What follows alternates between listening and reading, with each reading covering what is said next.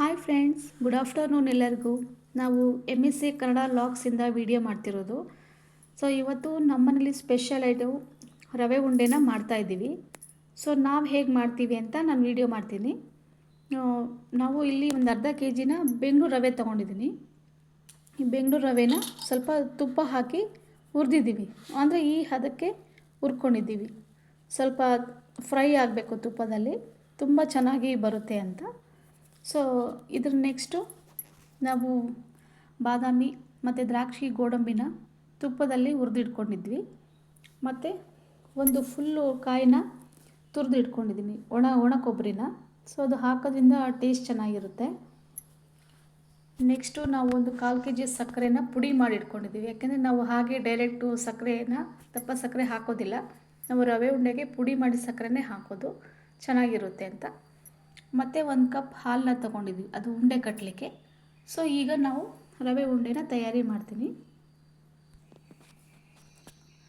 So ರವೆ ಸ್ವಲ್ಪ ಬಿಸಿಯಾಗಿದೆ, ಇದು ಸ್ವಲ್ಪ ತಣ್ಣಗಾಗಲಿಕ್ಕೆ ಬಿಡಬೇಕು.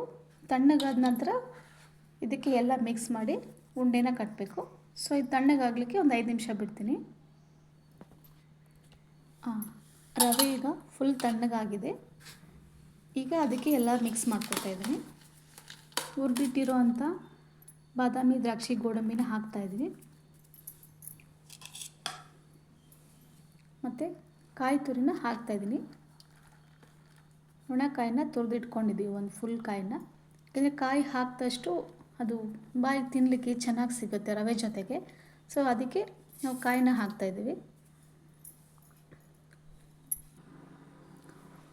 ನೆಕ್ಸ್ಟು ಪುಡಿ ಮಾಡ್ಕೊಂಡಿರೋಂಥ ಸಕ್ಕರೆನ ಅದ್ರ ಜೊತೆಗೆ ನಾವು ಒಂದು 2 ಏಲಕ್ಕಿ ಕಾಯಿನ ಮಿಕ್ಸ್ ಮಾಡ್ಕೊಂಡಿದ್ವಿ. ಯಾಕಂದರೆ ಸ್ಮೆಲ್ ತುಂಬ ಚೆನ್ನಾಗಿರುತ್ತೆ, ತಿನ್ನಲಿಕ್ಕೆ ಬಾಯಿ ಚೆನ್ನಾಗಿ ಸಿಗುತ್ತೆ ಅಂತ. ಸೊ ಅದನ್ನು ಕೂಡ ಮಿಕ್ಸ್ ಮಾಡ್ಕೊತಾ ಇದ್ದೀವಿ. ರವೆಗೆ ನಿಮಗೆ ಸ್ವೀಟು ಎಷ್ಟು ಬೇಕು ಅನ್ನೋದನ್ನು ಸ್ವಲ್ಪ ಜಾಸ್ತಿನೇ ಪುಡಿ ಮಾಡಿಟ್ಕೊಂಡಿದ್ವಿ. ಸೊ ಅದು ಮಿಕ್ಸ್ ಮಾಡಿದಾಗ ಈ ಸ್ವೀಟು ಯಾವ ಹದಕ್ಕೆ, ಸ್ವೀಟ್ ಜಾಸ್ತಿ ತಿನ್ನೋರು ಇರ್ತಾರೆ, ಕಮ್ಮಿ ತಿನ್ನೋರು ಇರ್ತಾರೆ. ಸೊ ಹಾಗಾಗಿ ಸ್ವೀಟು ಜಾಸ್ತಿ ಬೇಕು ಅನ್ನೋದಾದರೆ ನೀವು ಇನ್ನೊಂದು ಸ್ವಲ್ಪ ಸಕ್ಕರೆ ಪುಡಿನ ಹಾಕೋಬೋದು. ಇಲ್ಲ ಕಡಿಮೆ ಬೇಕು ಅನ್ನೋದಾದರೆ ಮೀಡಿಯಮಾಗಿ ಹಾಕೊಂಡ್ರೂ ಸಾಕಾಗುತ್ತೆ. ಸೊ ಇದನ್ನೆಲ್ಲ ಈಗ ಮಿಕ್ಸ್ ಮಾಡ್ತಾಯಿದ್ದೀನಿ. ಸೊ ಇದನ್ನೆಲ್ಲ ಈಗ ಮಿಕ್ಸ್ ಮಾಡ್ಕೊಂಡಿದ್ದೀವಿ. ನಾನು ಏನೇನು ಇಂಗ್ರೀಡಿಯೆಂಟ್ಸ್ ಹಾಕಿದ್ದೀನೋ ಅದ್ರ ಜೊತೆಗೆ ಇದೆಲ್ಲ ಮಿಕ್ಸ್ ಆಗಿದೆ ಈಗ. ಸೊ ಇವಾಗ ಅದನ್ನು ಹಾಲು ಹಾಕಿ ಕಟ್ತಾ ಹೋಗ್ತೀನಿ. ಸೊ ನೋಡಿ, ಇದೆಲ್ಲ ಮಿಕ್ಸ್ ಮಾಡಿದಾಗ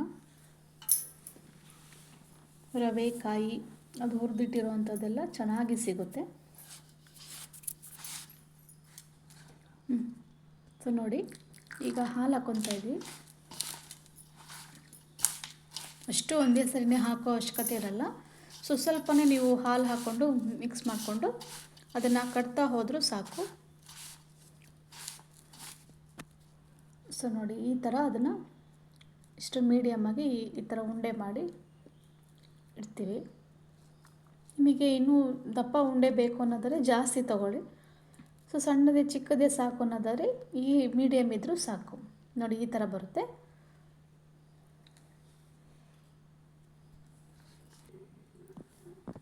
ಸೊ ನೋಡಿ, ನಾವು ಮಾಡಿರುವಂಥ ರವೆ ಉಂಡೆ ರೆಡಿಯಾಗಿದೆ.